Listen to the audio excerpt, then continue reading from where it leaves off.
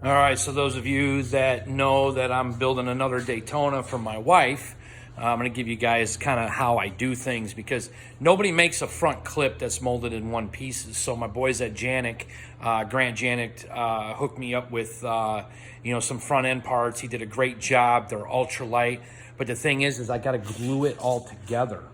You see this? So you got to glue it all together, and then you got to make a whole entire bird cage inside. And so like this is an actual fender for a 70. This is a hood for a 70. And this is the lower valance and front nose for a Daytona. And so what I do is at the seams here is I put paint sticks in between all the way down on both sides and make it even. And then I fill that seam with this. It's a 2-part epoxy. I threw it away. I don't have it to show you. It's like this green 2-part epoxy is for bonding fiberglass to fiberglass. And then I use this other black 3M stuff that's used to bond steel to fiberglass. So when I make the things here, my daughter cut these out on the plasma cutters. See them? So I can glue them in. And then what you have to do on these cars, if you notice, I had to stretch all this. Now we're not worried about here in the middle. We got to cut all this out, and we had to stretch the hood. And the reason being is on these cars, when we do this, we set the blower back into the windshield and we make a new firewall. So we cut out the cowl. The cowl's gone, and then that way we stretch it and it comes up like this. This is how I do it. It worked on the other car. It's going to work on this car. Now this car is a mild steel chassis. I bought this car years ago, and we haven't been able to get it done. We had some issues, health issues with my wife and stuff like that, and things are looking good. So we're back to working on the car. What color we're painting it and all that and everything, we're really not sure yet. Right now, we're just really kind of trying to work on getting this front end done. We got to get the chassis finished. We did have to update the chassis. Now, everything on here is MIG welded. There's really nothing TIG welded. But we had to update the chassis because there didn't have the right bars in here.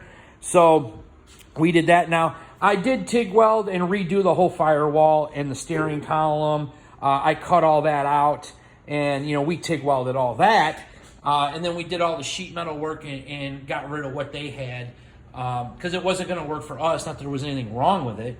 But it is a steel roof and quarter car. This is a back window out of a Vega hatchback. Now, those of you are like, oh my God, no way. Yeah, so it's literally about 1 inch on each side difference than a stock Daytona. And if you notice this curve, the truth of the matter is that in this sharp 90, if we were to take it and just flip it, and we would have spent the time, which we don't, and put this body line up here, it would look just like a Daytona. And then in the back is just a fiberglass deck lid that, we go ahead and I put all the zoots in the back and everything. And then we got to modify the tail lights because of how I make the wing supports and the battery mounts. See that? And it comes up here. And again, my boys at Janik, hooked me up with a beautiful wing. And then, I make these wing supports because what I'm worried about is at 200 miles an hour, these are fiberglass because we want the weight. They're not aluminum. And it pushes this down too hard.